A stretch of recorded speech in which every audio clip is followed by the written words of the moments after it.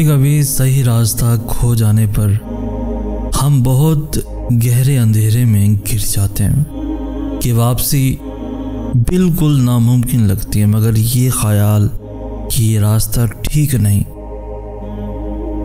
यही हमारी कहीं ना कहीं रहनुमाई करता है। इस ख्याल और इस ज़मीर की आवाज़ के मरने से पहले पलट जाएं, वरना ये छोटा सा ख्याल भी गुल हो गया तो दुरुस्त राह कभी नसीब नहीं होगी। हम पर सबसे ज़्यादा हक हमारे रब का होता है। हमने उसके साथ अपने ताल्लुक़ की फ़िक्र करनी है, बाकी हर चीज़ हर मामला वो मालिक देख लेगा।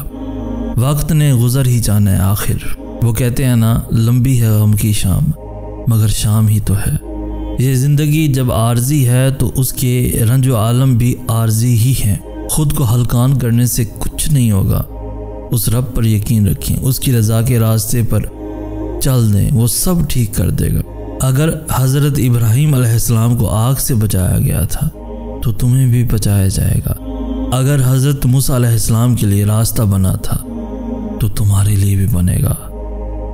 उनका रब भी वही था जो तुम्हारा है, लेकिन फ़र्क यह है कि तुम यकीन के साथ सब्र नहीं करते। अल्लाह के रास्ते पे उसकी मदद आती है, मगर सब्र करना होगा, हर हाल में सजदा करना होगा। वो तुम्हें हमेशा वो अता करता है जो बेहतरीन हो। आप अपनी नीयत का फल ही पाते हैं। अगर आप इस सोच से कुछ कर रहे हैं कि फ़लाँ को तकलीफ़ मिले, उसको मज़ा चखाना है, तो ये वो बीज हैं जिसकी फसल आपको ही काटनी पड़ेगी। और अब कुछ नहीं बोलता, आपको अपने किए का ही अजर मिलता है। आप किसी को ज़हनी अज़ियत देकर अगर खुशी महसूस करते हैं तो आपको इलाज की ज़रूरत है। Yes, you are mentally ill. अपने आप पर काम करें, ख़ुद को फिक्स करें। मनफी रवैये सेहत और ईमान को बहुत नुकसान पहुंचाते हैं। भला करेंगे तो आपका भी भला किया जाएगा। वो वाहिद है, वो अपने करम में, माफ़ करने में, अता करने में, रहम करने में और मोहब्बत करने समेत हर सिफत में वाहिद है। उस जैसा कोई नहीं। बेशक उसके मुतल्लिक बदगुमान न हुआ करें। ये यकीन रखें कि अगर वो मांगने की तौफीक दे रहा है, अगर वो तहज्जुद के सजदों तक ला रहा है तो वो दुआएं कबूल भी करेगा। बस उसकी खातिर तज़किया नफ्स करें, उसकी बनाई हदूद में रहें और फिर देखें वो सब कर देगा आपकी खातिर। सब्र की सीढ़ी जितनी भी लंबी हो, लेकिन ये तुम्हें वहाँ पहुँचा देगी कि तुम खुद अपने नसीब पर शुक्र के सजदे करोगे। तुम्हारी ये सब्र भरी आहें और सिसकियाँ एक रोज़ खुशी के आंसुओं में बदल जाएंगी। उस रब को राज़ी करने की फ़िक्र करने वालों की बाकी फ़िक्रें वो रब संभाल लेता है। मेरे पास कुछ नहीं है उस रब के सिवा।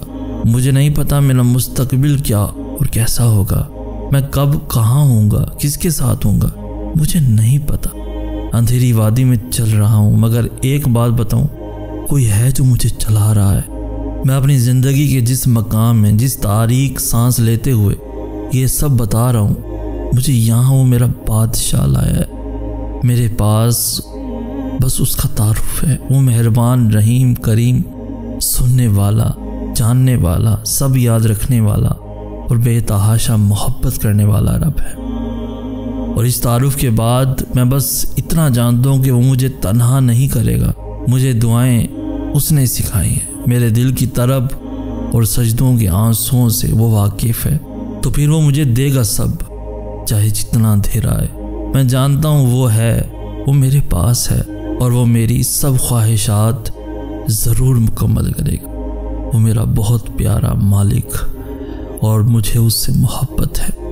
आजमाइश तब शुरू होती है जब कोई चीज़ जान से ज़्यादा प्यारी हो जाती है, जब उस चीज़ से खुद से भी ज़्यादा मोहब्बत हो जाती है। फिर अल्लाह उस मोहब्बत का इम्तिहान लेता है कि आखिर उस चीज़ के लिए तुम कितना सब्र कर पाते हो, किस जुनून की हद तक पहुंच पाते हो, और सबसे बढ़कर ये कि क्या तुम अल्लाह की रज़ा में राज़ी रह पाते हो। अल्लाह को तुम्हारी इबादतों की ज़रूरत नहीं है, उसकी इबादत के लिए सारा जहां है। वो तो बस तुमसे मोहब्बत चाहता है। बताओ फिर, जिस मोहब्बत का वो हकदार है, क्या तुम उसे वो मोहब्बत दे पाते हो। आजमाइश तो मुख्तसर सी होती है, फिर वो हर चीज़ दुगनी करके वापस कर देता है, मगर तुम ये बात समझने में बहुत देर लगा देते हो।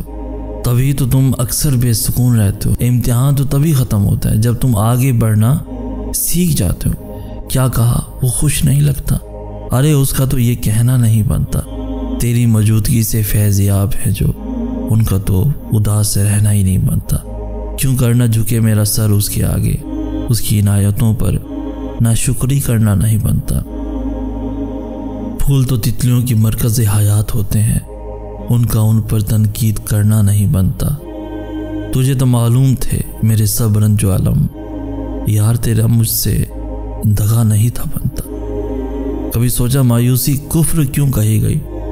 इसका मतलब है कि उस रब की रहमत और करम इतना वसी है कि मायूसी इसके बाद बस गुनाह ही हो सकती है। वो इतना मेहरबान है कि मायूसी उसके करम से इनकार जैसी है। और फिर उसने तुम्हें बनाया है, क्या वो नहीं जानता कि तुम क्या कुछ सह रहे हो? तुम कुछ बनाओ तो उसकी कमज़ोरी और ताकत से खूब वाकिफ़ होते हो ना, तो वो तो हर चीज़ का इल्म रखने वाला है। वो जानता है तुम्हारी कोशिश को, तो फिर परेशान होना छोड़ दो। वो सब संभाल लेगा। आपकी नीयत किसी के दिल में आपको मकाम दिलाती है, और आपकी नीयत ही किसी के दिल से आपको निकाल बाहर करती है। कोई दूसरा शख्स, हत्ता कि वो इंसान खुद भी आपकी इज्जत चाहत को अपने दिल में कम या ज़्यादा नहीं कर सकता। बस वो रब कादिर है दिल बदलने पर, और वो मालिक आपकी नीयत का ही सिला आपको देता है। सुनो, उम्मीद की डोरी थामे रखो, और अब जल्द दुआएं कबूल करके तुम्हें पुरसुकून कर देगा। हम जब कभी बीमार हो जाते हैं और आम दवाइयों से ठीक नहीं हो पा रहे होते, तो डॉक्टर हमारी दवा बदल देता है। और बाज़ औक़ात वो दवाई खाने में कड़वी होती है, हल्क से उतारना मुश्किल होती है, मगर हम वो दवाई खाकर ही सेहतयाब होते हैं। बिल्कुल इसी तरह हमारी कुछ दुआएं आम सब्र के बाद कबूल नहीं होनी होती, उनके लिए हमें थोड़ा सख्त सब्र करना पड़ता है। हम समझते हैं कि शायद अब कोई राह नहीं है, मगर सबसे मुश्किल वक्त के बाद ही दुआएं रंग लाती हैं। इसीलिए ना उम्मीद ना हो, आपकी दुआओं की कबूलियत का वक्त ज़रूर आएगा। ज़िंदगी फूलों की सेज किसी के लिए भी नहीं है, मगर जो जितने सब्र से ज़िंदगी की तलखियों का जाम पीता है, वो रब्बुल आलमीन उसको उतना ही नवाजता है। तो सब्र करो, वो तुम्हें बिलाखिर नवाज देगा। हमें कहते हैं सैयद एहसनास। हम मिलेंगे नेक्स्ट वीडियो में, तब तक के लिए अल्लाह हो आपका हामी व नासिर।